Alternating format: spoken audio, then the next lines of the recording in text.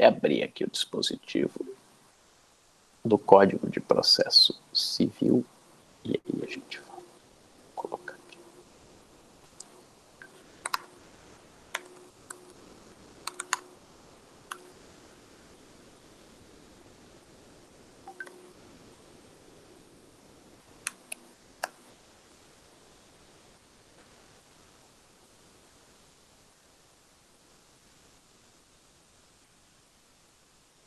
Aqui, então vamos lá. Vamos começar, então, agora. Eu retomo rapidamente esse ponto que eu estava falando.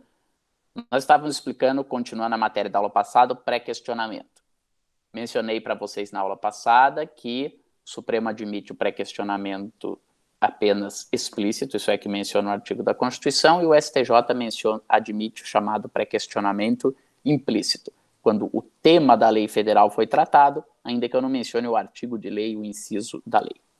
Dizia a vocês que, por conta disso, os tribunais adotaram um entendimento de que se os embargos de declaração corretamente interpostos para pré-questionar o artigo de lei, porque a matéria constitucional de um lado ou de lei federal de outra foi tratada no acórdão, mas o artigo da lei federal ou o artigo da Constituição não foi mencionado, e se interpunham os embargos de declaração para suprir essa omissão do artigo de lei, que se eles eram improvidos, os tribunais exigiam que primeiro se interpusesse recurso especial ou extraordinário para alegar a violação, respectivamente, dos artigos 619 do Código de Processo Penal, que diz que, havendo omissão no acórdão, ela deve ser suprida.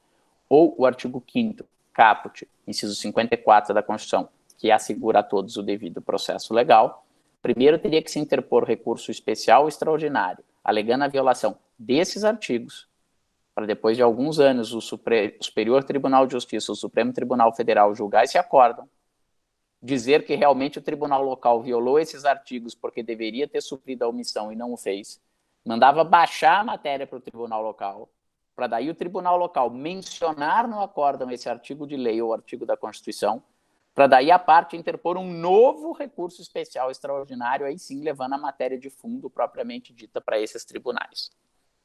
Para acabar com isso, o Código de Processo Civil estabelece agora no artigo, eu vou ler aqui para vocês, 1025, na disciplina dos embargos de declaração, o seguinte: consideram-se incluídos no acórdão os elementos que o embargante suscitou para fins de pré-questionamento, ainda que os embargos de declaração sejam inadmitidos ou rejeitados, caso o Tribunal Superior considere existente erro, omissão, contradição ou obscuridade. Então, por força desse artigo, ainda que eu alegue, por exemplo, violou o princípio da legalidade. Me lembro uma vez, Andrei, tive um caso que o meu cliente era um programador, né, e ele tinha feito um programa lá para a empresa que ele trabalhava, e no contrato de trabalho dizia que o programa que ele desenvolvia como empregado pertencia à empresa. Chegou lá uma hora, ele foi demitido ou alguma coisa, brigou com a empresa e resolveram mandá-lo embora.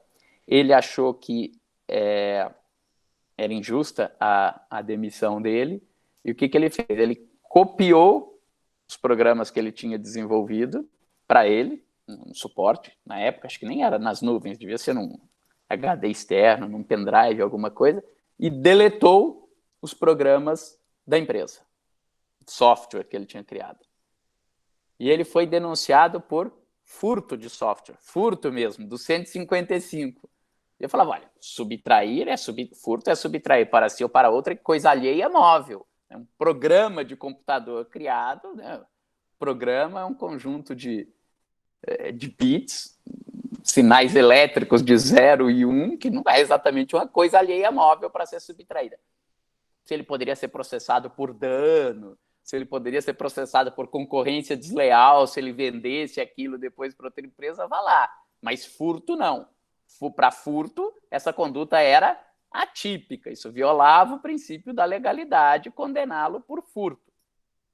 Então, vamos pensar que fosse um caso desse. O Supremo Tribunal Federal ia exigir que você primeiro entrasse com embargo de declaração para dizer que foi violado o artigo 5º, inciso 54, que trata do devido processo legal. Aí depois ele mandava o acórdão voltar para o Tribunal de Justiça de São Paulo. Aí o Tribunal de Justiça teria que dizer que condenar aquela pessoa por furto não violava o artigo 5º, inciso 39 da Constituição, que estabelece o princípio nullum crime sine lege.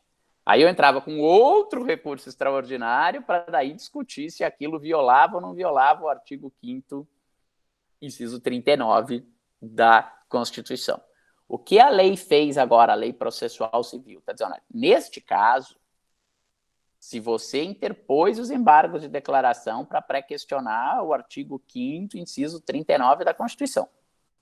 O Tribunal de Justiça negou o provimento aos seus embargos de declaração. E chegando no Supremo, o Supremo entendeu que realmente o Tribunal de São Paulo errou, porque havia essa omissão que tinha que ser suprida, considera-se que a matéria está pré-questionada. Considera-se por lei. Então, isto possibilita ao Supremo Tribunal Federal conhecer já a matéria de fundo, porque significa que possibilita a nós, recorrentes, já tratar da matéria de fundo. Né? Então, nesse caso, continuando nesse exemplo, né? E na minha época, no caso, não havia esse dispositivo, então vocês, desde as alegações finais, estariam lá pré-questionando o princípio da anterioridade da lei penal, artigo 5º, inciso 39, artigo 1º caput do Código Penal. Nas alegações finais, mencionam isso. Nas razões de apelação, mencionam os dispositivos legais. Mas aí vem o TJ de São Paulo e diz: a condenação por furto de software, conforme constou da sentença, não viola o princípio da anterioridade da lei penal ou o princípio da legalidade. Ponto. Aí nós fazemos tudo que está ao nosso alcance. Entramos com os embargos de declaração, falando, olha, TJ, mas você tem que mencionar o artigo 5º, inciso 9 da Constituição, 39 da Constituição, e o artigo 1º do Código Penal, para que eu possa interpor recurso especial extraordinário. Ele diz, não há omissão no acórdão, nada a acrescentar. Aí tem incidência esse artigo 1025 do Código de Processo Civil. Tudo bem? Deu para entender? Aproveito isso para acho que mencionar pela primeira vez esse aspecto para vocês, não sei se eu mencionei na aula passada. Quando a Constituição foi feita, não existia anteriormente recurso especial. Havia recurso extraordinário, e uma das hipóteses de recurso extraordinário era a violação de alguns aspectos de lei federal. Né? Ele era um misto de recurso extraordinário, como é hoje, com recurso especial. Vem a Constituição, cria o Superior Tribunal de Justiça, desmembra o recurso extraordinário para ficar extraordinário estrito sensu para o Supremo Tribunal Federal e cria um novo recurso especial para o STJ. Foi necessário que houvesse uma lei infraconstitucional para dar essa disciplina. Esta lei é a Lei 8.038, que disciplina, de 1990, que disciplina a ação de competência originária dos tribunais, ação penal condenatória, quando o réu tem foro por prerrogativa de função, e disciplinava reclamação constitucional, recurso especial extraordinário. Então, no primeiro momento, em 1990, esta Lei 8.038 passou a disciplinar o recurso especial extraordinário tanto para o processo civil quanto para o processo penal. A partir dali, as reformas do Código de Processo Civil, estamos nos referindo ao Código de Processo Civil ainda de 73, o Código abrogado, essas reformas trouxeram os dispositivos da Lei 8.038 para dentro do Código de Processo Civil. Então, quando se interpunha recurso especial extraordinário no processo civil, a norma de regência era o Código de Processo Civil. Mas quando se interpunha recurso especial extraordinário no processo penal, o regime jurídico era o da Lei 8.038. Então, não houve quando o Código de Processo Civil, a partir da reforma de 1994, Código de Processo Civil de 73, passou a disciplinar completamente o recurso especial extraordinário, não houve uma revogação da Lei 8.038, porque ela continua em vigor para o processo penal. Houve apenas uma diminuição do campo de incidência dela. E assim continuou. Quando o Código de Processo Civil foi aprovado, o novo Código de 2015, ele trouxe uma disciplina própria para o recurso especial extraordinário. E aí, lá nas disposições finais ou transitórias do Código de Processo Civil, ele revogou a Lei 8.038 na parte que ela tratava dos recursos especiais extraordinários. Me lembro até que, na época, escrevendo no meu livro, meu manual de recursos, né, fui pesquisar sobre o tema, tal, e encontrei lá uma passagem do José Frederico Marques, né, quando ele tratava ainda da reforma constitucional de 77, que alterou algumas questões do Poder Judiciário, e ele falando, recurso, na época era extraordinário, mas vale para o especial extraordinário, né? Substancialmente é um só, não há diferença do recurso quanto à matéria de fundo, isso justifica que ele tenha uma disciplina uniforme, independentemente de se tratar de matéria civil, penal, trabalhista, de qualquer natureza, etc. E aí fui perguntar para a Tereza Arruda Alvim, filha, a Didi, que era da comissão, eu falei, poxa, que legal, hein? Vocês então acolheram esse posicionamento do Zé Frederico Marques e revogaram a Lei 8.038, porque, né, ela não disciplinava mais o processo civil, mas ela ainda disciplinava o processo penal. E agora, com a revogação dela, o processo penal também passou a ter a mesma disciplina do recurso especial extraordinário do processo civil. Legal pensar nessa disciplina uniforme. Ela falou, Gustavo, nós não pensamos em disciplina uniforme nenhuma, a gente sequer lembrava que aquele artigo ainda se aplicava ao processo penal. Mas, enfim, bem ou mal, lege habemus, a lei é essa e a disciplina é comum. Por que eu fiz essa passagem? Para dizer para vocês o seguinte. Hoje, a disciplina do recurso especial extraordinário no processo penal está no Código de Processo Civil. Não há outra fonte normativa para disciplinar essa matéria. Isso nem sempre tem sido de fácil interpretação, e agora eu falo da incidência do artigo 1025 e me justifico para não parecer contraditório. Vocês sabem que o Código de Processo Civil tem uma regra lá que diz, olha, o prazo dos recursos, quando a lei não disciplinar de maneira distinta, é de 15 dias, certo? Portanto, o prazo do recurso especial extraordinário para o Código de Processo Civil é de 15 dias. Isso vale para o processo civil, isso vale para o processo penal. Mas o Código de Processo Civil, num outro capítulo, não que trata dos recursos, e muito menos do recurso especial extraordinário, no capítulo que trata do lugar, do tempo e da forma dos atos processuais, quando vai disciplinar o tempo dos atos processuais, diz, os prazos são computados em dias úteis. O Código de Processo Penal tem uma regra diversa que diz, lá no artigo 798, os prazos no processo penal computam-se em dias corridos. Então, vejam que essa não é uma disciplina do recurso especial extraordinário.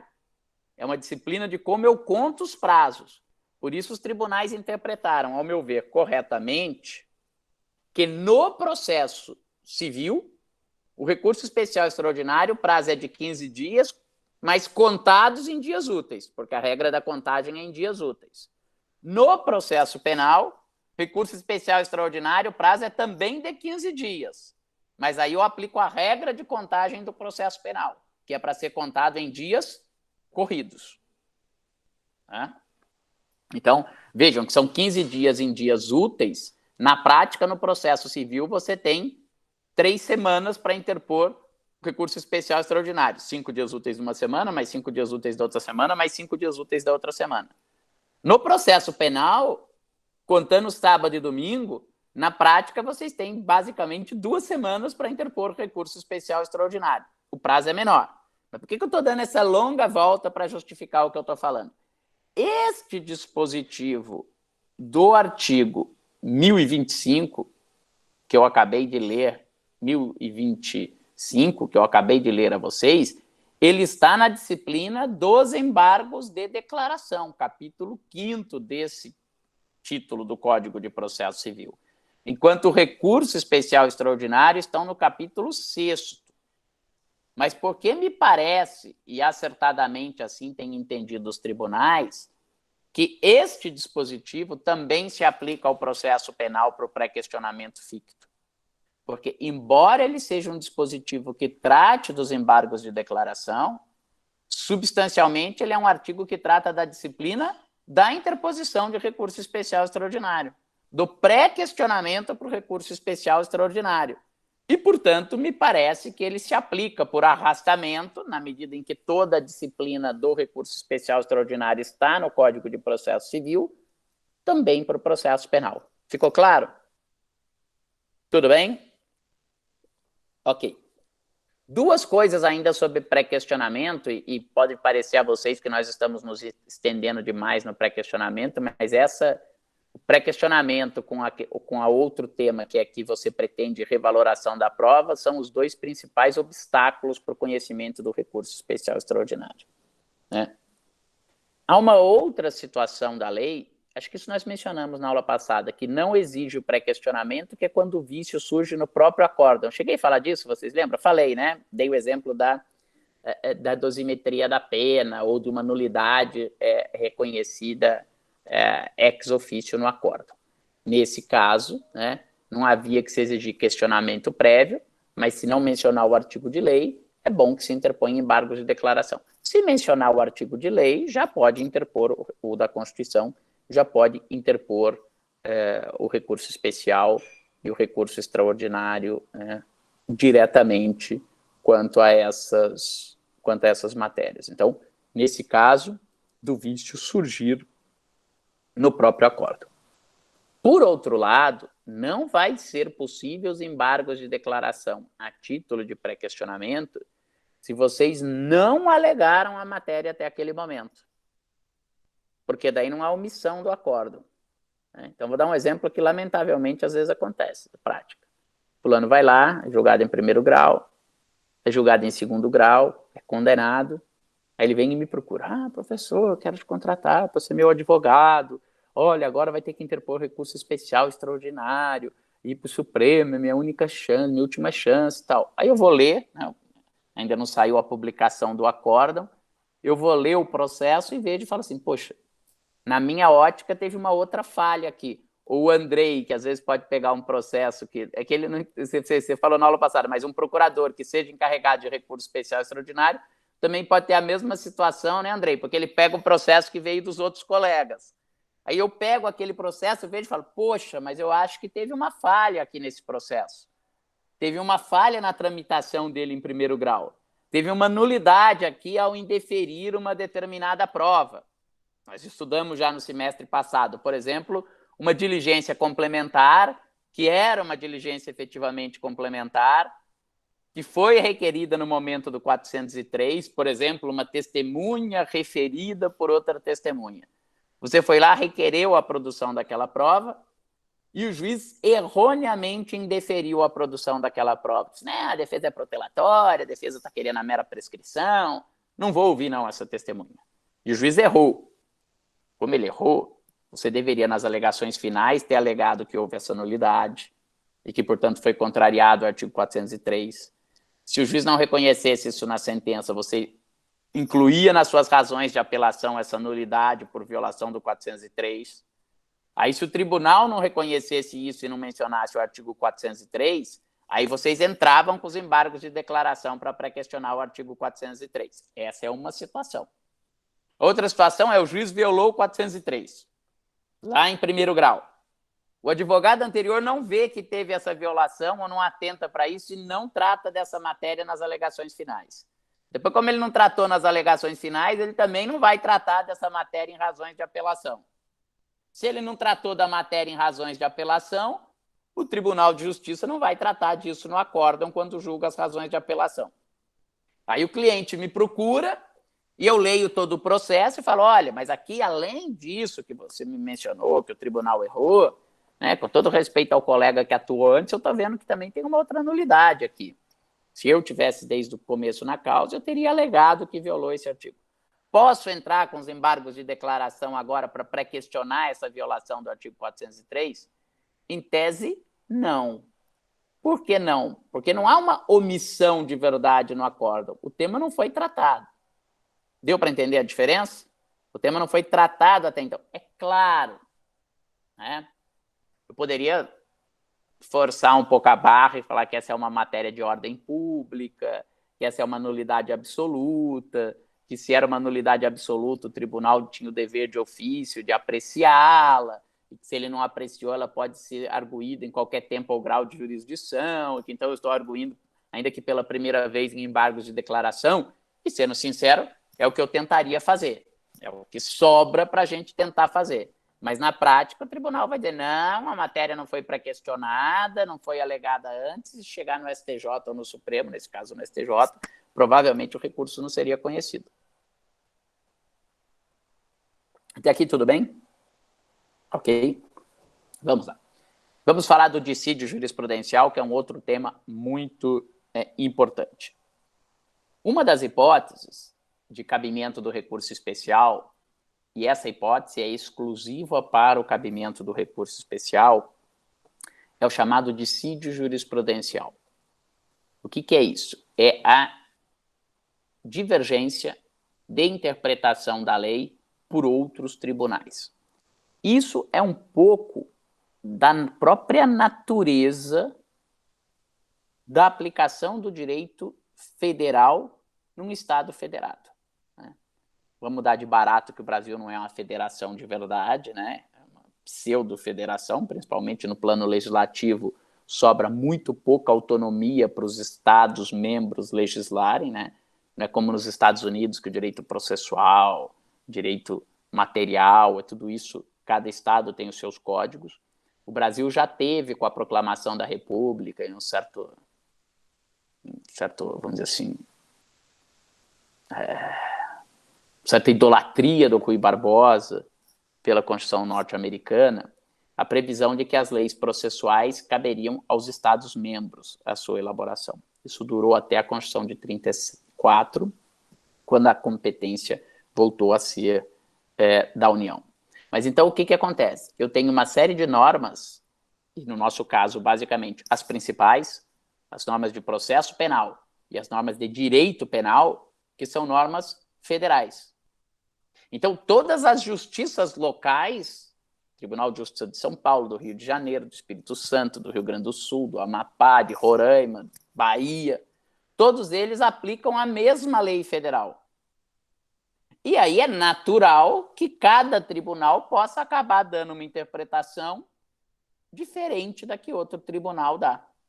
Mas se há uma federação e se esse tema é um tema de direito federal, a interpretação para essas normas federais tem que ser uma só. Né? Dentro de uma federação de verdade, a lei do Estado-membro, quem dá a última palavra é o Tribunal do Estado-membro. Mas a lei federal, quem tem que dar a última palavra e uniformizar a interpretação da lei federal é uma Corte Federal. Então, nesse sentido, o STJ tem esse papel de ser a Corte Federal de uniformização da interpretação da lei federal. E aí, o que acontece? Eu posso ter dispositivos da lei federal que são aplicados de maneira diferente por dois Estados-membros. Vamos pegar um exemplo que nós tratamos agora recentemente, nos nossos recursos. Se o emprego da arma de brinquedo pode ou não qualificar o crime de roubo.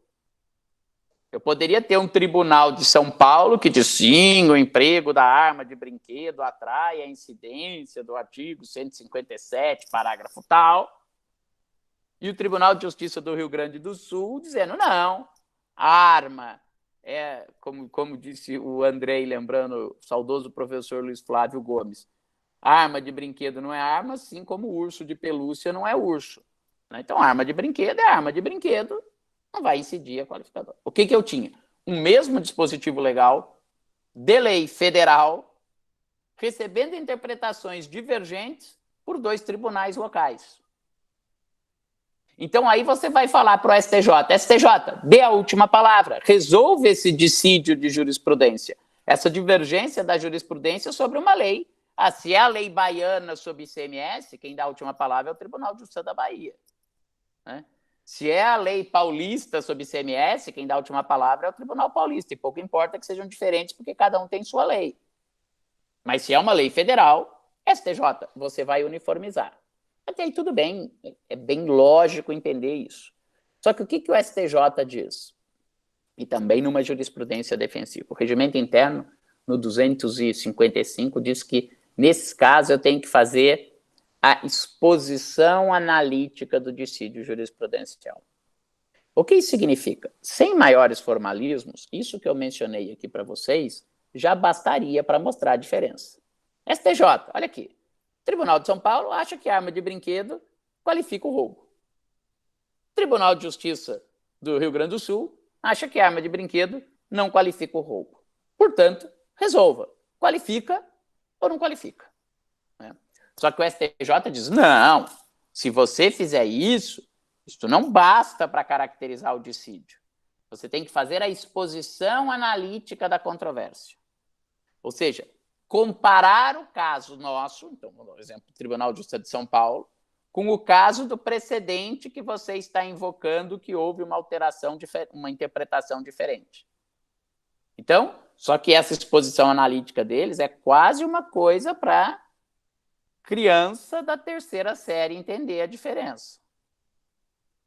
Então, você vai ter que pôr assim, no meu caso era o Jefferson que estava sendo julgado por roubo e transcrever uma passaginha do acórdão que fala, o Jefferson de tal foi acusado da prática de roubo com a qualificadora do emprego de arma. Aí você copia um pedaço do acórdão paradigma. O Manuel foi acusado de roubo qualificado pelo emprego de uma pistola de plástico.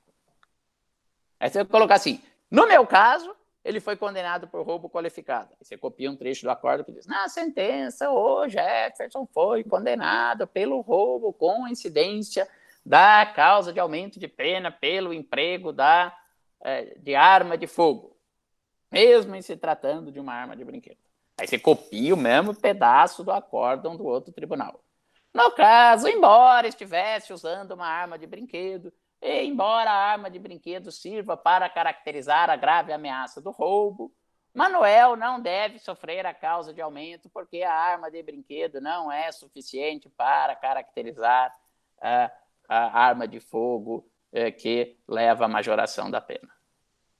Aí você vai cobrar. Portanto, suposto condeno, no meu caso, suposto condeno Jefferson pelo crime do artigo 157, parágrafo tal, as penas de tanto. E no outro, suposto condeno Manuel. E hoje em dia, de verdade, eu falo para o pessoal que trabalha comigo, mas faz a gente fazer uma tabelinha. Pega lá o Word, divide a folha no meio e você coloca lá, assim, mais mastigado impossível. E se você fizer isso, se você fizer a tabelinha, fizer tudo, você corre o risco deles dizerem, não conheço o recurso porque não foi feito a exposição analítica do dissídio jurisprudencial. Então, eu até tomo cuidado, porque sempre quando você está invocando dissídio, é porque você encontrou um julgado diferente. Eu não sei o Andrei, né, Andrei? Mas eu, quando interponho por dissídio, eu interponho pelo dissídio, letra D, e pela letra A, que é a violação da lei federal. Porque daí, pelo menos na violação da lei federal, é mais fácil ele subir. Pelos casos que eu vi também, Gustavo, eu pedi vários recursos especiais dos colegas, como a gente não interpõe, né, os colegas regionais, e eu percebi, primeiro, essa questão da tabelinha. Eles colocam uma tabelinha, acordam o paradigma, isso, no caso concreto, e aí fazem realmente o cotejo, tentando mostrar os pontos, né, de igualdade e divergência. E segundo, que também em todos os casos que eu vi, houve essas duas, interposição pelas duas alíneas, né? De certa forma, o dissídio jurisprudencial acaba sendo um reforço, né? Você mesmo fala isso no manual, né? O dissídio, ele é um reforço da violação da lei, né, Gustavo? Então, eu realmente acho foi a hipótese que eu mais percebi, a linha A e a C, né? Se eu não tiver equivocado ao mesmo tempo. É que eu acho que era C e depois virou D, não tenho certeza, mas é uma das duas. Sim, acaba sendo isso, né? Mas é curioso, porque assim, claro que se a gente vai invocar o dissídio, a gente está dizendo que a interpretação do tribunal é errada. Mas às vezes eu posso ter 3 interpretações, né? Às vezes tem uma lei nova que tem 3, 4 interpretações possíveis. Me lembro antigamente saía lei nova lá, você pegava lá aquelas obras do Damásio que comentava a lei, ele colocava assim, sobre este tema existem 5 posições, aí colocava lá um julgado que dava cada uma das posições. Pode até ser que o tribunal entenda que não é nenhuma daquelas duas a correta. Não é a que deu o tribunal que proferiu o acórdão recorrido e também não é a que deu o tribunal que você invoca como acórdão paradigma. Aqui, com esse acórdão paradigma, que é o nome que a gente costuma usar para o acórdão que eu vou utilizar como modelo da decisão divergente, é preciso tomar também uma série de cuidados, né? O primeiro dos cuidados é que esse acórdão paradigma ele tem que ser um acórdão que seja a decisão final daquele tribunal, né? Então, vamos imaginar o seguinte, é um acórdão que decidiu por maioria. E se cabia embargos infringentes, você não vai poder invocar o acórdão da apelação. Você teria que invocar o acórdão que julgou os embargos infringentes. Ah, pois não, quem que levantou a mão? Arthur. Oi, professor. É só para falar que eu chequei aqui na Constituição, é o 105.3, a linha A e C mesmo. A não tem a linha D. Tá certo. Tá certo, é isso mesmo. É isso mesmo. O D foi o 2 que teve uma linha, que era aquela questão da competência, o 102 é que passou a ter mais uma linha, tá certo, é verdade. É a linha C. Obrigado, Arthur. Professora, posso fazer uma pergunta? Claro, Paulo. O acórdão paradigma, ele tem que ser dito pelo Tribunal de Justiça, o outro TRF, ou tem um acórdão paradigma do STJ que tratou sobre esse tema? Pode ser de qualquer outro tribunal. Não pode ser do mesmo tribunal, tá? Então, vamos supor que eu tenha assim, a 11ª Câmara do Tribunal de Justiça julga de uma maneira, a 12ª julga de outra. Eu não posso invocar acórdão paradigma do mesmo tribunal. Pode ser de qualquer outro tribunal, qualquer outro estado. Antigamente, quando tinha os tribunais de alçada, poderia ser do tribunal de alçada, porque a matéria não subia do alçada para o justiça, e pode ser do STJ, também do próprio STJ. A única coisa que não pode ser, e esse é o segundo ponto que eu ia falar, o STJ diz que não pode ser uma jurisprudência, o que faz todo sentido, já superada. Tá? Então, vamos dar o que acontece às vezes. Eu tinha lá uma divergência jurisprudencial, 2 linhas de interpretação, ou 3 linhas de interpretação. Então, durante um momento, eu tenho acórdãos paradigmas que decidem de maneira diferente. Aí as partes vão interpor no recurso especial, chega no STJ, o STJ decide uma primeira vez de um jeito, aí às vezes cai numa outra Câmara, numa outra turma do STJ, a outra turma decide do outro jeito. Aí, isso é incrível. Porque o STJ é para ser o tribunal de uniformização e, às vezes, o próprio STJ não se uniformiza sobre a interpretação. Uma turma decide de um jeito, outra turma decide do outro jeito. Mas chega uma hora, o STJ consolida a interpretação. Às vezes, edita até uma súmula. A partir do momento que a interpretação daquela questão federal está consolidada, aí mesmo que você ache lá um acórdão paradigma de 1992, no sentido antigo, que já ficou superado, aí ele vai dizer, então não cabe mais. Ou do próprio STJ, porque às vezes o STJ tem julgados no sentido e depois ele acaba mudando de posição. Então pode ser também um acórdão do STJ, a única ressalva é que não pode ser uma jurisprudência que já tenha ficado superada pelo próprio tribunal. Gustavo, em relação ao STF, a gente sabe que ele deveria se limitar às questões constitucionais, mas é comum, cada vez mais, que ele também decida questões federais, né? Por exemplo, o artigo 212 mesmo, né? Passaram a decidir agora que a nulidade, né? Caso o juiz comece a perguntar antes das partes. Nesse caso também é possível, recurso especial? Eu acho que é possível, né? Porque já que fala de outro tribunal, é outro tribunal. É claro que numa conformação ideal, isso deveria ser um problema que, logicamente, nem se colocava, né? Porque o STF deveria julgar só temas constitucionais. Então, não caberia a ele dar a interpretação da lei federal, caberia a ele dar a interpretação da Constituição. Mas, principalmente porque no processo penal você chega no STF, através de habeas corpus, né? Ele acaba, às vezes, dando a última palavra. Aliás, falo, para para nós, advogados, talvez imagino, Andrei, que para o Ministério Público seja a mesma coisa. Às vezes, quando você tem uma questão dessa, que é polêmica, eu me lembro há um tempo atrás, né, hoje já está sedimentado que você pode prorrogar a interceptação telefônica tantas vezes quando necessário. Mas antigamente, quando o STJ decidiu sobre isso, e lembra um período que a jurisprudência, que era os 60 dias do estado de sítio e tal, acho que o MT também deve ter falado, bom, o STJ é só passagem, vamos ver o que vai definir o STF sobre a matéria. Então, já que o STF decide, se ele deu interpretação diferente de um tribunal, eu acho que deve ser aceito. Até porque você vai ter chance de chegar lá de alguma maneira, né, com HC e tal. Então, acho que seria meio excesso de formalismo dizer que não pode ser uma matéria do STF como paradigma. Tá bom? Algumas outras pegadinhas desse acórdão paradigma. O regimento interno do STJ diz que você tem que juntar, antigamente, né, tinha que juntar o acórdão paradigma. Isso era um problema. Quando eu comecei a advogar, às vezes falava assim, o acórdão paradigma é um acórdão do Tribunal de Justiça do Piauí. Você fala, como é que eu vou conseguir o acórdão do Tribunal do Piauí? Aí você escrevia para lá, né, carta, pedia para eles mandarem uma cópia do acórdão autenticado para você juntar, ficava torcendo para chegar dentro dos 15 dias e tal. Ou se o acórdão foi publicado em repertório de jurisprudência que era autorizado pelo STJ. Os autorizados eram, obviamente, os que eles tinham na biblioteca deles, então eles podiam conferir. Por isso, talvez hoje para vocês não faça muito sentido existir algo como RT, revista dos tribunais, que fica publicando lá um monte de acórdão de um monte de tribunal, e sendo acórdão sem comentário, né? Você fala, para que serve isso?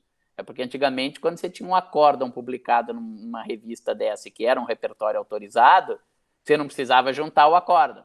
Você fala, olha, estou indicando aqui como acórdão paradigma, o acórdão da apelação número tal do Tribunal de Justiça do Piauí, do Rio de Janeiro, de Santa Catarina, de onde fosse, publicado na RT número tal, páginas tal. Isso já satisfazia essa exigência do acórdão paradigma. Aí diz, bom, depois as coisas ficaram mais fáceis, porque eu passei até a internet e dá para pegar o inteiro teor de todo e qualquer acórdão. E hoje o Código de Processo Civil estabelece que se o acórdão paradigma foi publicado na rede mundial de computadores, que basta que você indique onde ele pode ser encontrado. Então você vai abrir, pegar o link e colocar o link lá no seu recurso especial. Deveria bastar isso, mas dica, o STJ, dentro da tentativa de reduzir o número de recursos que ele conhece, tem começado a exigir, mesmo contra legem, que esse acórdão seja juntado no recurso especial. Não basta você indicar o site lá onde ele pode ser achado, o link para você clicar e abrir nele. Então, tá certo? Eu acho que não. Tá errado, porque a lei não exige que você junte o acórdão. Né? Vou até colocar aqui, deixa eu abrir aqui rapidamente o dispositivo do Código de Processo Civil.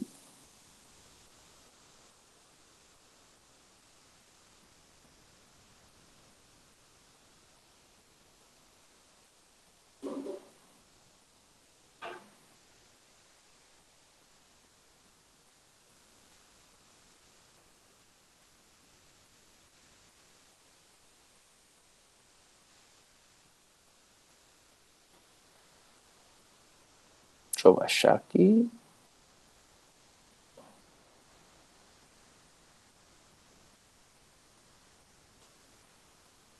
Aqui, veja. Artigo 1029, parágrafo 1º. Quando o recurso fundar-se em dissídio jurisprudencial, o recorrente fará a prova da divergência com a certidão, cópia ou citação do repertório de jurisprudência oficial ou credenciado. Isso era o que já tinha antes. Inclusive em mídia eletrônica, porque hoje eu tenho repertórios que são publicados eletronicamente, em que houver sido publicado o acórdão divergente. Agora vem a parte que nos interessa, vírgula. Ou ainda com a reprodução do julgado disponível na rede mundial de computadores, com indicação da respectiva fonte, devendo, em qualquer caso, mencionar as circunstâncias que identifiquem ou assemelha. Então, aqui, com a reprodução do julgado disponível, né, a mim bastaria que você indicasse e reproduzisse as partes do dissídio. Mas, na dúvida, imprimam o acórdão inteiro, que nem precisa imprimir, né? Você baixa em PDF o acórdão inteiro e põe lá artigo 1029 para ele. 1029, parágrafo 1º, tá? Do CPC, né? 1029, parágrafo 1º. Vou colocar aqui para vocês.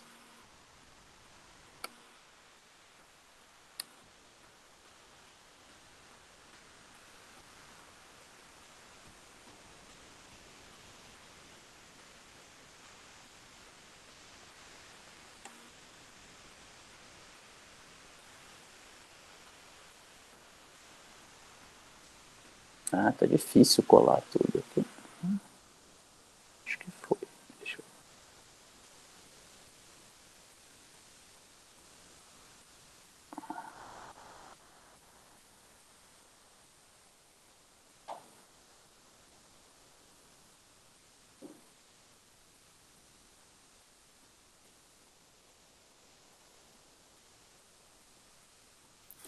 Acho que eu coloquei aí, Gustavo. Só faltou o S só, casos confrontados. É o 1029 para isso. primeiro. Ah, beleza. Obrigado, Andrei. Só cortou o S. Tá. Então, é preciso tomar esse cuidado, mas na prática, façam o PDF do acórdão paradigma, indiquem a fonte da internet, coloque lá documento tal, indica o acórdão. Só um minutinho, por favor, desculpe.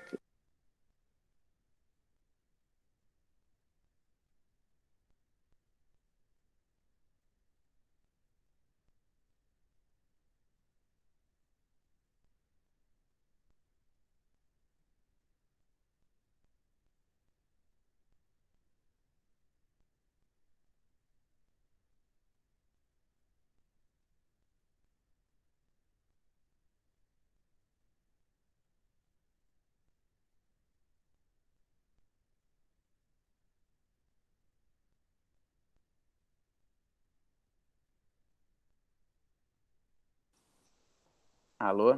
Bom, vocês me desculpem, era minha ex-mulher, eu morro de medo dela. Se fosse minha atual esposa, eu nem atendia, mas da ex é mais complicado, a gente tem que atender na hora que toca. Vamos lá. Pois bem, então, esses são os cuidados com o paradigma. E uma última dica do paradigma, para que a gente possa passar um pouco de assunto e tratar da repercussão geral, é, primeiro, não transcrevam, não façam a cópia da ementa. Há uma série de julgados dizendo que não basta comparar a ementa. Como quando eu disse para vocês no começo, muitas vezes, lendo a ementa, já dá para verificar qual é a divergência, ou melhor, que os casos são iguais na base e que há uma divergência de interpretação.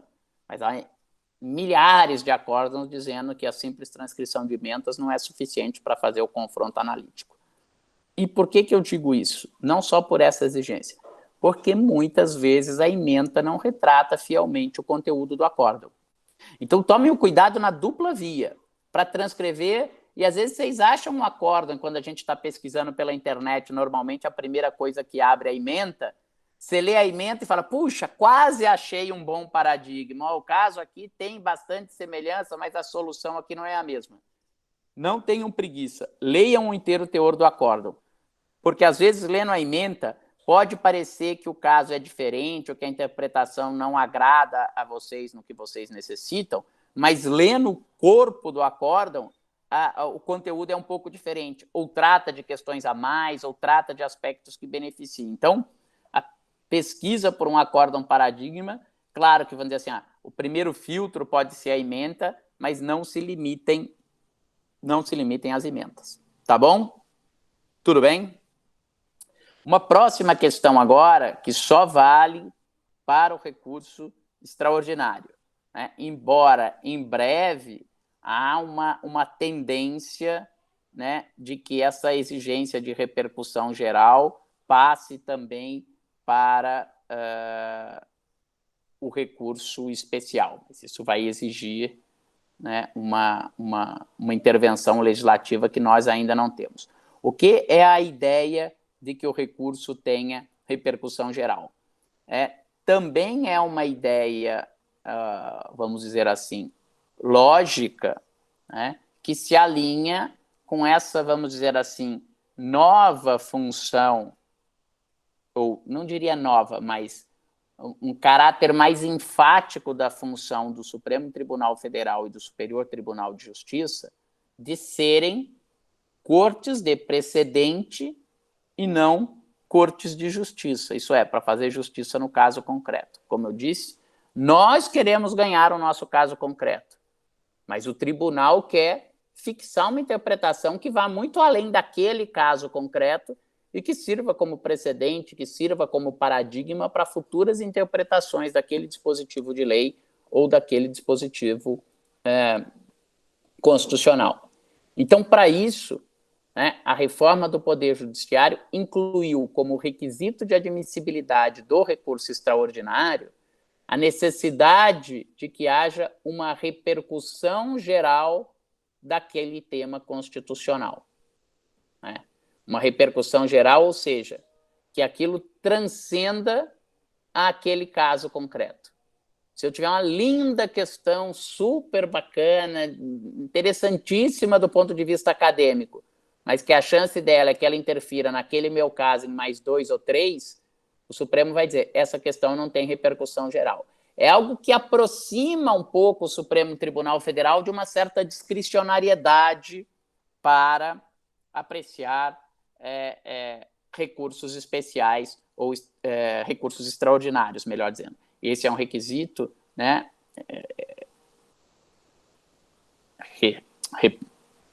repito, exclusivo do recurso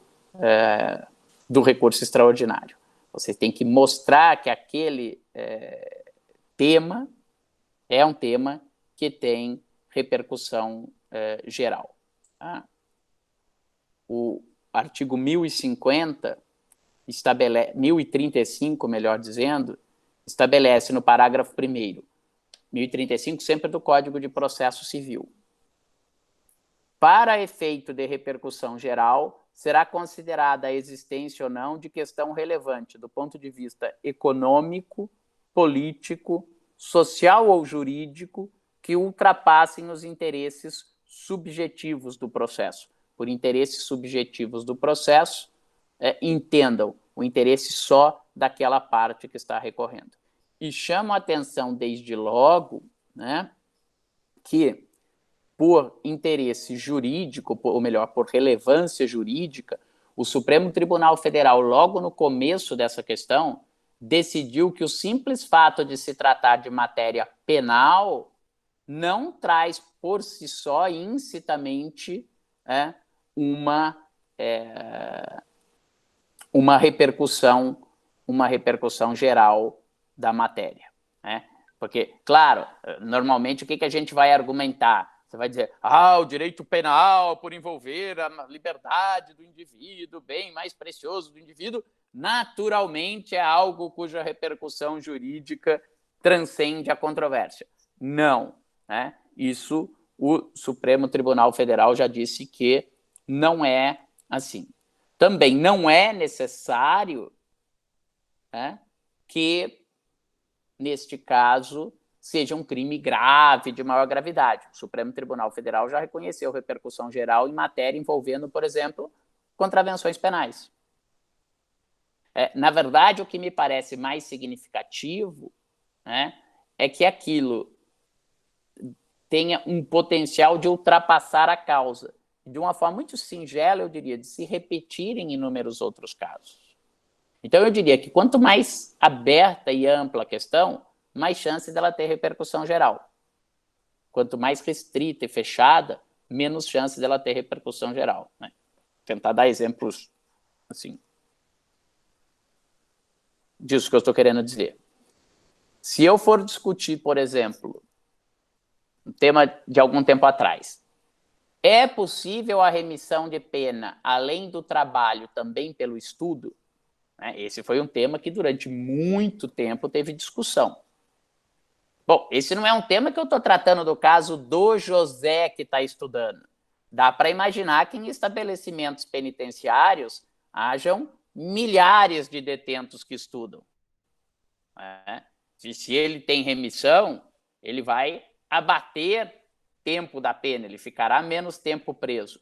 Então, quando eu somo, é uma questão de repercussão jurídica, porque envolve liberdade e tempo de pena que alguém vai ficar privado de liberdade. É um aspecto importante. E vai atingir quanto?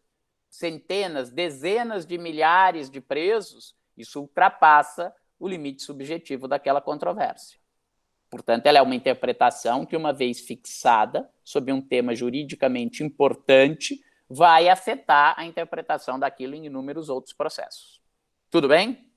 Agora, vamos imaginar que eu tenho uma interpretação que diga assim, não que o tema não seja juridicamente relevante, mas quando eu vou, é igual uma pesquisa de jurisprudência, afinando demais o tema, né, isso acaba, às vezes, diminuindo o impacto subjetivo que ele pode ter em quantidade de pessoas que ele possa atingir. Né?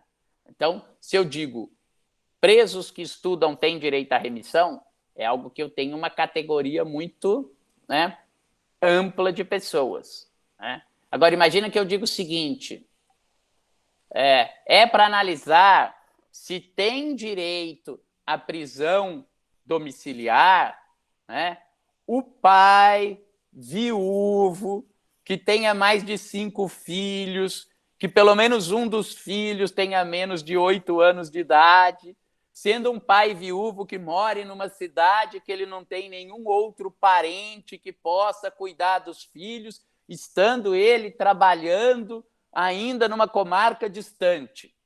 Você fala, bom, é super relevante para o meu caso concreto. Esse pai vai poder ficar em casa para cuidar dos filhos enquanto ele tem uma prisão preventiva ou não? Mas é uma questão que eu vou dizer, a chance disso se repetir e eu ter que aplicar uma interpretação dessa num outro caso é muito menor, porque, né, a abrangência fica restrita. Então, nesse caso, muito provavelmente o tribunal diria, olha, aqui você não ultrapassa o limite subjetivo dessa controvérsia. Né? Você está num limite, né, específico. Veja que a parte final do parágrafo 1º que o Andrei coloca aí está lá, que ultrapasse os interesses subjetivos deste processo. Outra questão que eu mencionei aqui, que eu falei para o Andrei antigamente, quantas vezes eu posso prorrogar uma interceptação telefônica? Quer dizer, esse é um tema que se a gente falar, pô, a CPI lá da interceptação telefônica, não sei quanto tempo atrás, disse que na época tinha, acho que era mais de 400 mil interceptações telefônicas autorizadas judicialmente. Eu vou dizer, bom, então eu saber por quanto tempo isso pode ser prorrogado, isso ultrapassa os interesses subjetivos do processo. Né? Então, tentem sempre, sob a ótica do tribunal, né, mostrar que essa questão transcende. A dica que eu dou do ponto de vista prático é que procurem redigir isso menos... legal, Andrei. Procurem redigir isso menos de acordo com o caso concreto e mais isolando mesmo a questão. Né? Aqui a questão... Pois não, Andrei.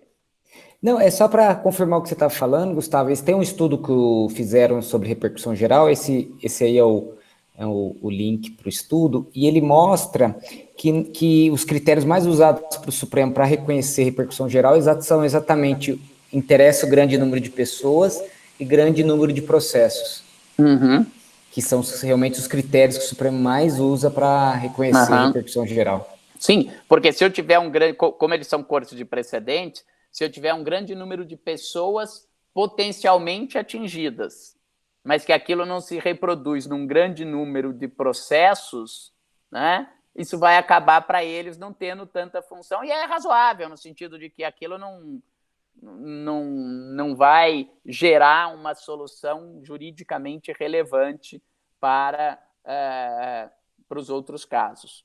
Né?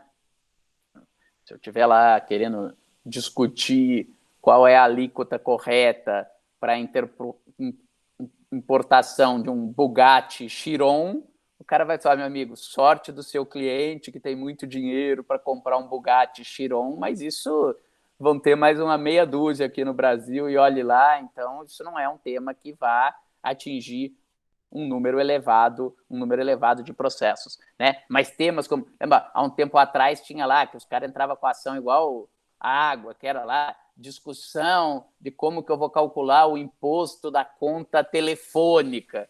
Aí você fala, bom, isso aqui é um negócio que vai reproduzir em centenas de milhares de ações. Aí tem repercussão geral. E tem repercussão econômica, ainda que o valor seja barato para cada pessoa, né? Mas tem repercussão econômica porque atinge um grande número de consumidores desse serviço. Então, é preciso, mas como eu falava, então, tentem isolar o caso quando vocês vão tratar. Uma coisa que hoje a lei não exige mais na repercussão geral, exigia o Código de Processo Civil de 73, mas que na prática todo mundo continua fazendo igual.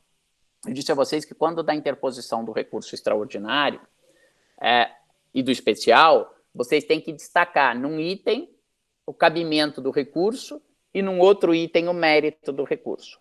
O código, obviamente, que ter repercussão geral está na matéria de cabimento, né? Mas o Código de 73 exigia que a repercussão geral fosse exposta num item destacado do recurso. Então, você tinha que escrever lá 2.2 do cabimento, 2.1 da repercussão geral. Agora, o Código não diz mais que eu tenho que tratar disso num item destacado, mas, na prática, todo mundo continua fazendo assim. E me parece que é melhor que seja o primeiro dos itens do cabimento. Porque se não tiver repercussão geral a matéria, se o tribunal entender que não tem repercussão geral, ele não precisa nem verificar se está pré-questionado, se o recurso é tempestivo, o que é. E essa é um pouco a leitura que o tribunal faz, tá bom? Então, aí algumas dicas práticas, né? Vai lá, em matéria penal. Embora nós estejamos falando de recurso extraordinário, né? Procurem, às vezes, essa matéria se o tribunal já não analisou. Claro que se ele já está em recurso repetitivo, tal, é clara a repercussão, né? Mas procurem, por exemplo, também em habeas corpus. Vocês vão falar, habeas corpus, o âmbito de conhecimento é outro, né? É verdade, mas às vezes na própria redação do acórdão do habeas corpus, você tem enunciados que vão facilitar depois para vocês justificarem que aquilo tem repercussão geral. Então, você está tratando lá que o juiz violou o princípio da motivação, né? Porque na sentença ele deixou de expor tal ou qual aspecto, etc. Aí você acha um acórdão lá, que mesmo que esteja tratando de habeas corpus, o tribunal esteja falando, a motivação, como diz Ferraioli, é a garantia das garantias, porque através da motivação é que se verifica que o juiz respeitou as outras garantias, mais do que um direito individual, a motivação é um pressuposto de legitimidade do exercício da função jurisdicional. Quer dizer, ainda que você ache isso no texto de um habeas corpus, você ter o Supremo Tribunal declarando isso, né, isso dá força para você dizer que aquele tema que você quer analisar é um tema de relevância jurídica. Então, é preciso ter atenção para esses aspectos para elaboração do recurso especial e do recurso extraordinário. Tá bom? E uma outra coisa, que acho que a gente não falou nas aulas passadas, e que às vezes a gente se preocupa, está pré-questionado ou não está, tem isso ou tem aquilo, e esquece do pedido final que é para fazer no recurso especial extraordinário. E não é fácil fazer o pedido da repercussão geral. Quer dizer, é fácil e logicamente dá para extrair o que é esse pedido, desde que a gente trabalhe com as premissas corretas. Então, primeira questão, vejam, se o pressuposto de cabimento do recurso, em 90% dos casos, vai ser que aquele acórdão local interpretou uma lei federal ou interpretou a Constituição de um modo que viola a lei ou viola a Constituição, se ele errou na interpretação da lei ou errou na interpretação da Constituição, o que vocês vão ter que pedir é que aquele acórdão seja reformado, que seja dado provimento ao recurso especial para reformar o acórdão que contrariou o artigo tal da lei federal ou que contrariou o artigo tal da Constituição Federal. Ao dar a interpretação correta para a lei federal ou para a Constituição, isso normalmente vai poder levar a 2 tipos de julgamento. E aí vale aquilo que a gente disse lá no comecinho da apelação. Isso vai poder justificar que o tribunal local praticou um erro em judicando, e aí o próprio STJ, o próprio Supremo Tribunal Federal, vai reformar o acórdão e decidir o mérito, ou vocês poderão pedir que se reconheça que o tribunal local, no julgamento da apelação ou nos embargos infringentes, ao dar a interpretação errada da lei, praticou um erro em procedendo, um erro de procedimento. E com isto, o que vocês vão pedir é que o STJ reconheça que o tribunal local contrariou a lei, houve um erro, portanto, no processamento da causa e que a causa seja anulada a partir daquele erro e que o tribunal determine o quê? A volta do processo ao primeiro ou ao segundo grau para corrigir esse erro. Acho que essa é talvez a grande chave para vocês entenderem o que vocês estão pedindo. Então, vou dar 2 exemplos. Vamos pensar naquele meu caso que eu disse que o Tribunal de Justiça de São Paulo condenou o fulano pelo crime de furto, por furto de software, porque ele copiou o programa. Esse é um erro de julgamento. O tribunal errou na aplicação da lei. O juiz condenou. Eu estava pedindo, tribunal, reforme a condenação para absolvição, porque o tribunal errou. Se o Tribunal de Justiça continuou errando, é esse mesmo erro que eu vou pedir para o STJ ou para o STF corrigir.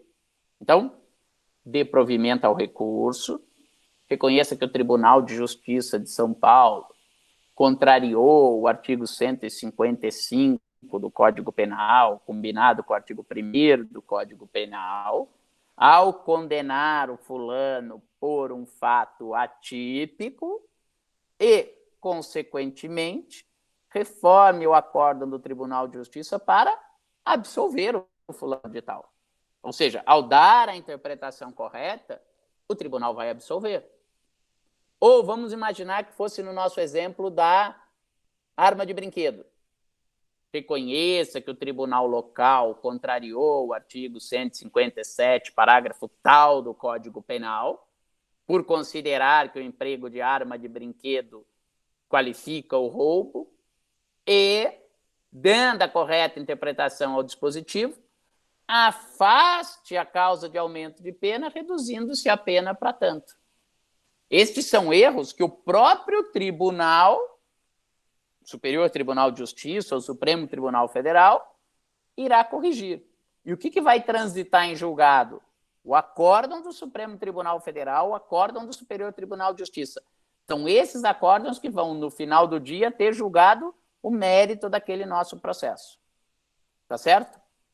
Agora, vamos pegar um caso de erro em procedendo, aquele exemplo que eu dei. Ao longo da instrução, uma testemunha arrolada no seu depoimento fez referência a uma terceira pessoa que viu os fatos. Você, corretamente, lá no 1º grau, na fase de diligências complementares do artigo 403, antes das alegações finais, pediu para que o juiz determinasse a oitiva dessa testemunha referida, que era uma testemunha presencial, nos termos que o artigo 403 do Código permite a realização de diligências complementares, cuja necessidade surgiu ao longo da instrução. O juiz foi lá e falou, indefiro, essa diligência é protelatória. Aí vocês foram lá, nas suas alegações finais, e falaram, juiz, o processo deve ser anulado desde aquele indeferimento para que a prova seja produzida. O juiz disse, não há nenhuma nulidade, condenou o cliente de vocês. Aí vocês apelam e, nesse ponto, vocês vão pedir o quê na apelação para que o Tribunal de Justiça faça? Que o Tribunal de Justiça reconheça a nulidade por cerceamento do direito à prova, porque o 403 foi violado, anule a sentença, anule o processo e determine a produção daquela prova. Até aqui tudo bem? Só que o tribunal local faz o quê? interpreta o artigo 403 de outra maneira. Diz, não, o artigo 403 não serve para isso, a diligência aqui da defesa é meramente protelatória. Aí vocês já pré-questionaram a matéria, tiveram sorte que o Tribunal de Justiça, inclusive, mencionou o artigo 403 no teor do acórdão, vocês entram com recurso especial, dizendo que no julgamento da apelação o Tribunal de Justiça violou ou contrariou o artigo 403 do Código de Processo Penal. Mas contrariou por quê? O que o Tribunal de Justiça tinha que ter feito que ele não fez? Tinha que ter anulado a sentença, anulado o processo e determinado a produção da prova. Então, o que vocês vão pedir para que o STJ faça nesse seu recurso especial? O STJ dê provimento ao recurso especial, reforme o acórdão da apelação do Tribunal de Justiça e, dando a correta interpretação ao artigo 403, reconheça que a parte tinha direito à produção daquela prova e, consequentemente, faça o quê? Ao dar provimento ao recurso especial? Anule o processo desde a fase do 403, para que determine aquela produção da prova. Aí a prova vai ter que ser produzida, outra sentença vai ter que ser proferida, dessa sentença vai caber nova apelação. Mas vejam, num caso desse, não dá para vocês pedirem que o tribunal anule, ou melhor, para que o tribunal absolva o cliente de vocês. O problema não é de absolvição. O problema não foi que o tribunal ou que o vício que vocês postulam o reconhecimento seja um erro de julgamento. É um erro no processamento do feito. Portanto, vocês vão ter que pedir que reconheçam esta nulidade, né? E que o tribunal reconheça, o STJ reconheça que o TJ contrariou o artigo 403 e, ao dar a correta interpretação, reconhecer o direito à prova, anular o processo e determine que o processo volte a primeiro grau para a produção daquela prova. Deu para entender? Tudo bem? Alguma dúvida? Professor, Oi. E no caso do sobrestamento, essa regra de erro in judicando e erro in procedendo dá na mesma também? Ou tem que voltar para o tribunal e ele... Você fala sobrestamento por quê? Por causa do recurso repetitivo? Isso. Vai dar na mesma, porque o tribunal... É que aí o próprio reconhecimento do erro em judicando ou do erro em procedendo vai depender da solução daquela controvérsia. Mas eu posso ter a mesma questão. Tá? Vou dar um exemplo de um caso meu. O código diz que a prova, para ser produzida, ela é indeferida quando ela for irrelevante.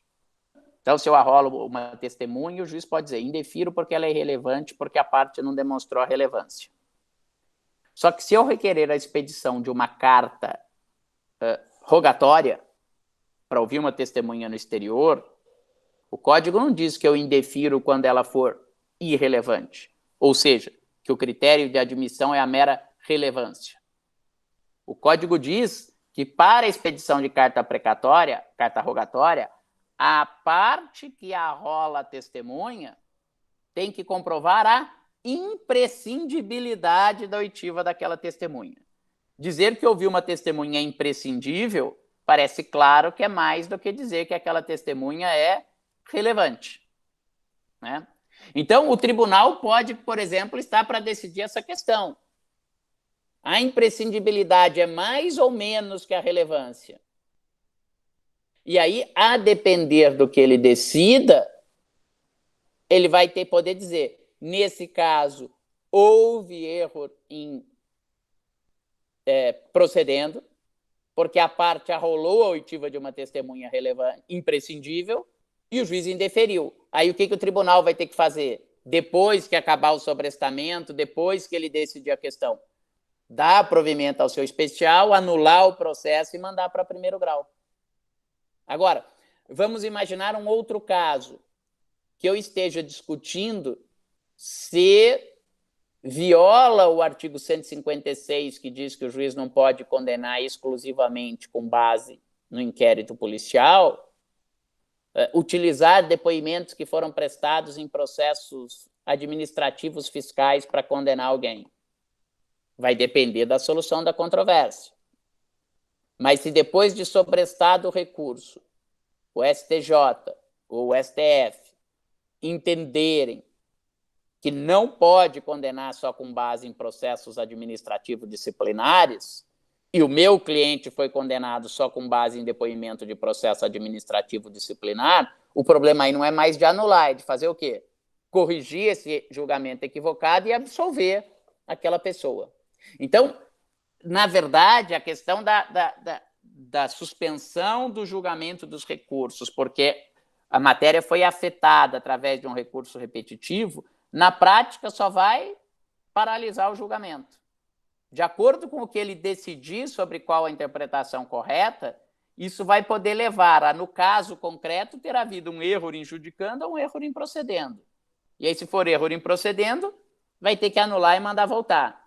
Se for erro em judicando, vai ter que corrigir o julgamento do mérito. Tá bom? Pois não, Andrei? Eu só queria, eu não sei se ia falar disso ainda, Gustavo. Eu acho que era importante a gente falar da questão do reexame e da revaloração das provas, que Sim. Na aula passada a gente não falou, não sei se ia falar disso. Isso, ia falar disso. Então, a gente tratou do pré-questionamento, e tratamos das formas de pré-questionamento, tratamos do dissídio, tratamos da repercussão geral. Eu acabei me adiantando a falar do pedido, mas porque estava ligado, mas esse é um outro grande tema e que, de novo, é um tema em que os tribunais acabam tendo uma grande margem de discricionariedade. O que os tribunais fazem? E a lógica, de novo, está correta. Se essas cortes são cortes de precedentes, a finalidade dela é dizer como é que é a correta interpretação da lei ou da Constituição. Então, se interpretar corretamente o artigo da legítima defesa, disser que a legítima defesa ela há uma agressão atual ou iminente, é relevante eu saber se uma agressão que já tenha terminado ou que já tenha sido intermediada por um outro evento, ela ainda é uma agressão atual. Então, exemplo do dia a dia. Sai uma briga no bar e o fulano é agredido. Aí ele sai, vai para a casa dele, pega uma arma, volta no bar e mata o seu agressor. Ah, ele estava em legítima defesa? Não, porque essa não é uma agressão atual.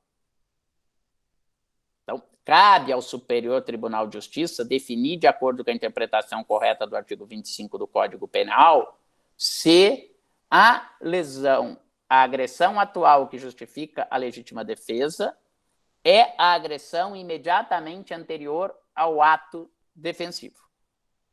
Ponto. Mas isso não significa que ele vai ter que analisar em cada caso, mas aqui o José foi para a casa dele e voltou para o bar e atirou. Mas é que então ele foi para a casa dele. Bom, mas e aqui não? Mas é que nesse caso, o João, a casa do João era do lado do bar. Ele só saiu de uma portinha, entrou na outra porta, em menos de um minuto ele voltou e atirou. Então menos de um minuto é atual. E no outro caso? Não, no outro caso ele não foi para a casa dele, ele foi no carro dele pegar a arma e voltou e atirou com a arma. Esses aspectos de cada caso concreto não devem ser analisados pelo tribunal. Ele vai fixar uma interpretação geral. E muito menos cabe ao tribunal dizer o seguinte, duas testemunhas disseram que o José saiu do bar, foi até o carro, pegou a arma e atirou.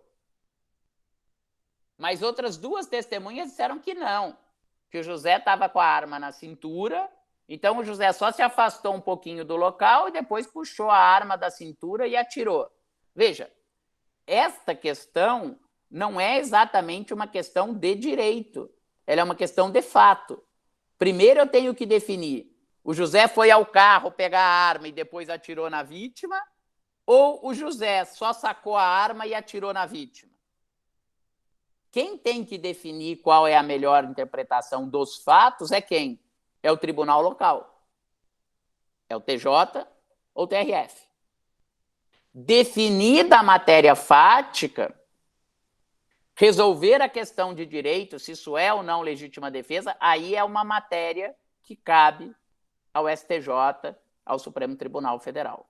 Então, quando o Andrei fala da questão da revaloração da prova, eu não posso interpor um recurso especial ou extraordinário que haja controvérsia fática. Eu tenho que partir da premissa que os fatos estão estabelecidos e qual é a correta incidência normativa sobre aqueles fatos. Aí vocês me perguntarão, Gustavo, mas então eu não posso analisar fatos no meu recurso especial extraordinário? Posso, desde que os fatos sejam incontroversos ou desde que eu adote a premissa fática lançada no acórdão recorrido.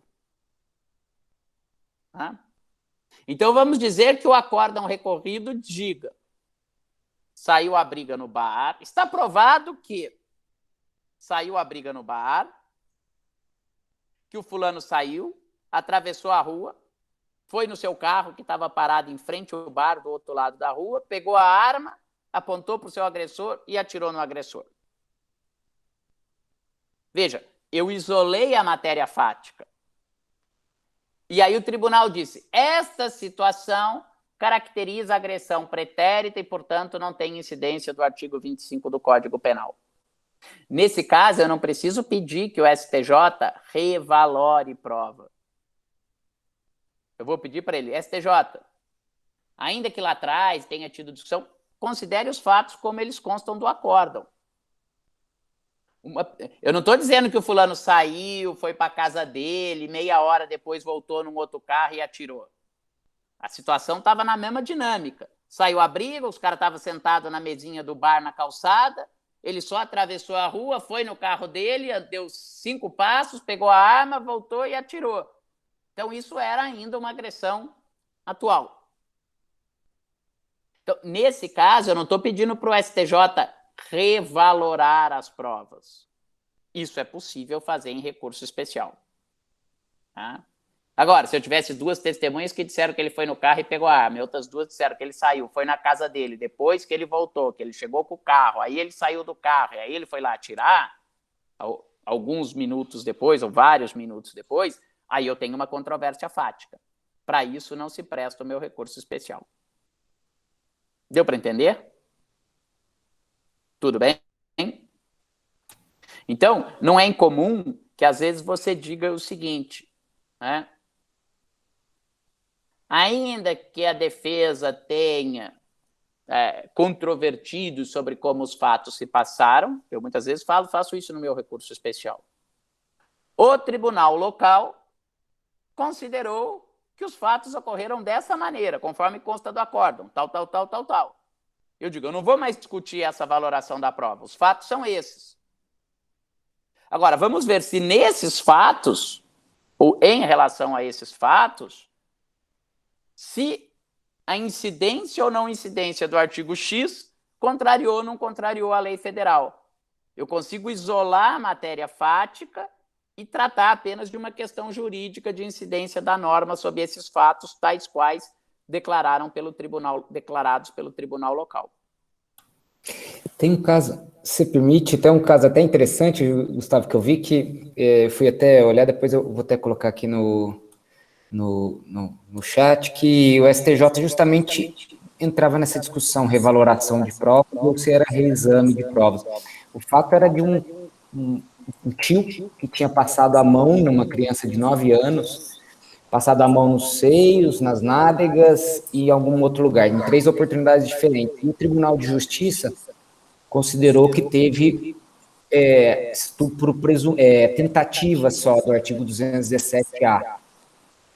E a discussão era se realmente esses fatos, esses 3 atos de passar a mão, se isso caracterizava ou não o artigo 217-A, que diz ter conjunção carnal ou praticar outro ato libidinoso com menor de 14 anos.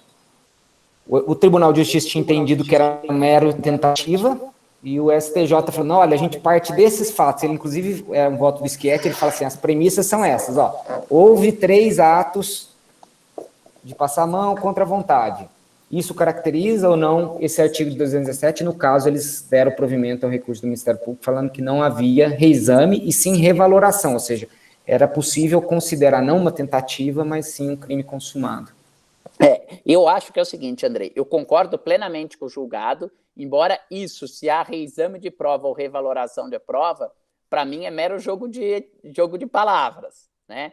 E quando eles querem, eles entram na valoração. Há um tempo atrás, eu fui chamado para dar um parecer num caso, e era um caso também, normalmente assim, né? É um caso que envolvia também estupro de vulnerável, não sei o que tal. O réu foi condenado em primeiro grau e foi absolvido em segundo grau. E, segundo constava, haveria uma influência política do réu no tribunal local, no não sei o que, tal, e ele acabou sendo absolvido. E o que o STJ fez foi claramente uma revaloração de prova, analisando se estava aprovado, se o cara teve, não teve, no local tal. Mas aí é a hora que eles viram e falam, não, mas aqui eu não vou deixar passar essa injustiça no caso concreto, né? É o refluxo na função deles, pela gravidade do caso, pela repercussão que tem, muito provavelmente por achar que teve alguma influência política ali dos desembargadores para acabar absolvendo o fulano, que era político importante na região e tal. Aí eles acabam passando por cima e sim, revaloram a prova quando não deveriam. Mas isso que o ministro Schietti fez, né? E aí eu acho que ele está correto, é que não é questão de fato, é questão de direito, a subsunção da norma aos fatos e a correção da subsunção da norma aos fatos.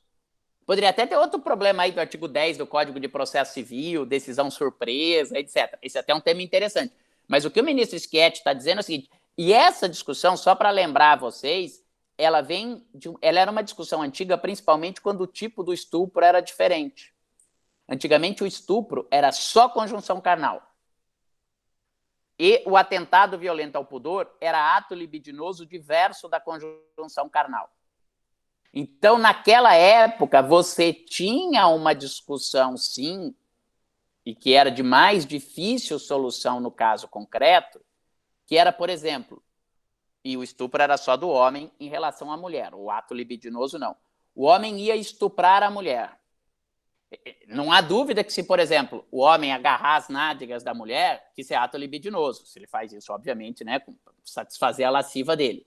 Só que ele poderia agarrar as nádegas de uma mulher, muito entre aspas, é claro, não só, mas a intenção dele era apenas agarrar as nádegas. Isso é um ato libidinoso, o atentado violento ao pudor estava consumado. Ou ele poderia estar agarrando as nádegas para tentar mexer no corpo da mulher para conseguir ter a conjunção carnal e consumar o estupro.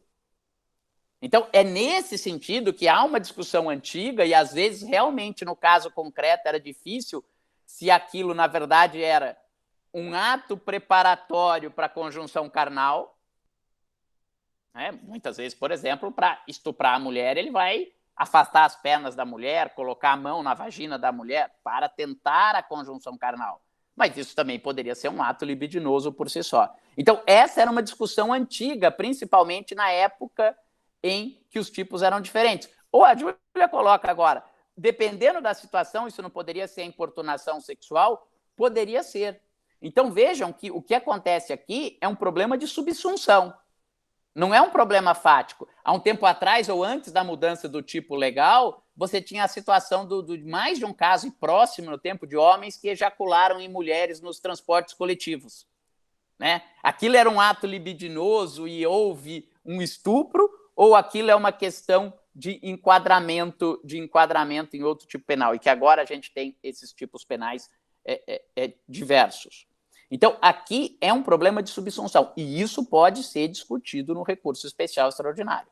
Como também pode ser discutido no recurso especial extraordinário regras legais sobre prova. Isso não é revaloração da prova. Né? O Andrei deu um exemplo agora. O artigo 212 do Código de Processo Penal diz que as partes perguntam primeiro para a testemunha e depois o juiz complementa. Há casos em que o juiz tem perguntado primeiro e depois dá a palavra para as partes. Isso é um tema probatório? Sem dúvida é um tema probatório. Não, como tema, em sentido amplo, Guilherme, é um tema probatório. Mas é uma questão de revaloração da prova? Não. Eu não estou examinando se a testemunha falou a verdade, se a testemunha falou mentira, se o conteúdo do depoimento dela está conforme ou está em desconformidade com o resto da prova. Eu estou analisando uma regra sobre prova se ela foi corretamente aplicada. Isso o STJ pode fazer, perfeitamente. Né? Então, a questão ali que o Andrei coloca era essa. O que o ministro Schietti falou corretamente? Os fatos são esses. Né? E às vezes, veja, às vezes você não tem controvérsia fática no sentido de qual foi o ato libidinoso que foi praticado. Poderia ser até uma menor de 14 anos. A pessoa pode falar, eu mantive relações sexuais com ela, mas eu achei que ela tinha mais de 14 anos. Então, portanto, eu incidi num erro de tipo. Então, você não vai estar discutindo o que ele fez. Teve relação sexual, foi sexo oral, colocou a mão, não colocou? Os fatos são aqueles. O que eu vou discutir é a subsunção daqueles fatos. Isso é perfeitamente possível em recurso especial extraordinário. E às vezes não é nem nesse caso, em outros casos, Andrei lembra, trabalhou muito com isso, tinha muito tempo de discussão se o dólar cabo, se está no caput do artigo 22, se está no parágrafo único. Às vezes você tem situações que são meio limítrofes e que você fica discutindo em qual dispositivo legal ela tem incidência. Hoje, o político que recebe um dinheiro na campanha, sem ter um ato de ofício específico prometido para ele fazer em benefício de quem o paga, isso é corrupção ou isso é falsidade ideológica eleitoral? Então, esse tipo de questão pode claramente ser enfrentado em recurso especial extraordinário. Agora, se o Ministério Público diz, não, ele recebeu o dinheiro porque ele ia votar uma emenda parlamentar em favor do fulano de tal. E eles, não, eu recebi o dinheiro e ele não me falou nada de emenda parlamentar, eu recebi o dinheiro que era para ajudar na minha campanha. Aí não dá para discutir em recurso especial extraordinário, porque daí eu estou tendo que revalorar a prova para primeiro definir como os fatos se passaram. Isso não é possível ser feito em recurso especial extraordinário. Tá bom? Tudo bem? Gustavo, eu sei que nós já estamos com o prazo esgotando, eu só posso só mencionar 4 pontos só que eu queria mencionar. É a questão dos embargos de declaração, só lembrar dos colegas que o prazo, né, é muito importante lembrar que Sim. O prazo são só 2 dias no processo penal, né? Então, e é importante porque o prazo, seja da apelação, seja do recurso especial, é muito maior. Então, às vezes, nós temos que tomar muito cuidado de já ler o acórdão assim que publicado, né? Porque se você for esperar os 15 dias para só ler, já passou o prazo. Tinha um amigo meu que dizia, todos os prazos para mim são 2 dias, né? Eu não erro nunca, né? Que o menor prazo é de embargo. Então, eu sempre, 2 dias, eu não erro nenhum. E realmente nos embargos é isso, a gente tem que ter muita pressa para ler, né? Porque se deixar passar, realmente prejudica bastante. Só na Lei 9.099 que o prazo são 5 dias, né?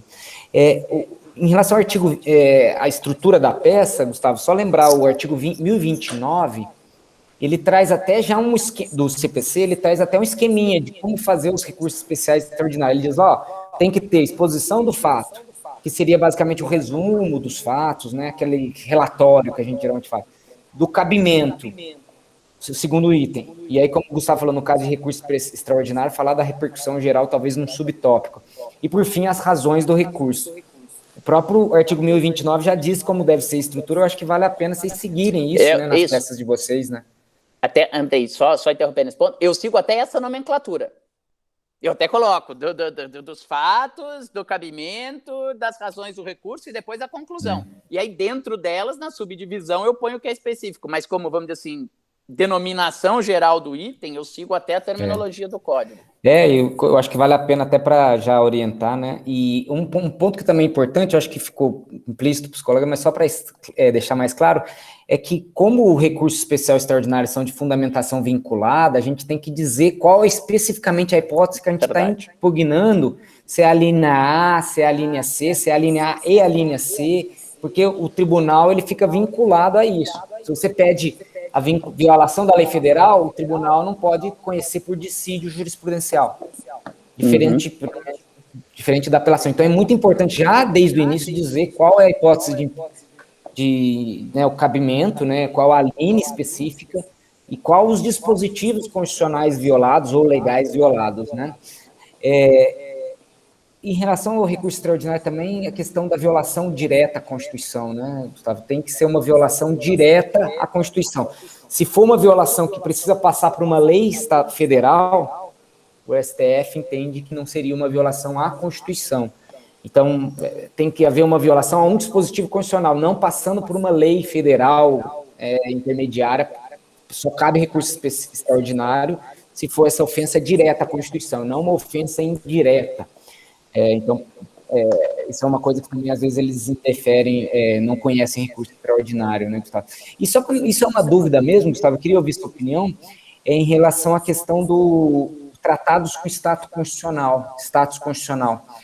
Essa semana mesmo, o Bolsonaro aprovou a Convenção Interamericana contra o Racismo, e essa convenção foi aprovada com status de emenda constitucional. Então, vamos supor que eu entre com recurso especial ou um recurso extraordinário, falando, olha, a negativa de liberdade de um benefício, a NPP, negou a NPP para o meu cliente porque ele é estrangeiro.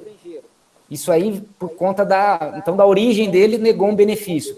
Violou a Convenção Interamericana contra o Racismo, que tem status de lei, de emenda constitucional. Na sua visão, isso cabe a recurso especial ou é extraordinário, Gustavo? Na minha visão, cabe recurso extraordinário. Esse era, inclusive, um fundamento que antigamente, antes da própria emenda e do acréscimo do parágrafo 3º, se utilizava para dizer que os tratados de direitos humanos tinham status de lei ordinária, porque os tratados estavam mencionados na linha B do 105. Né?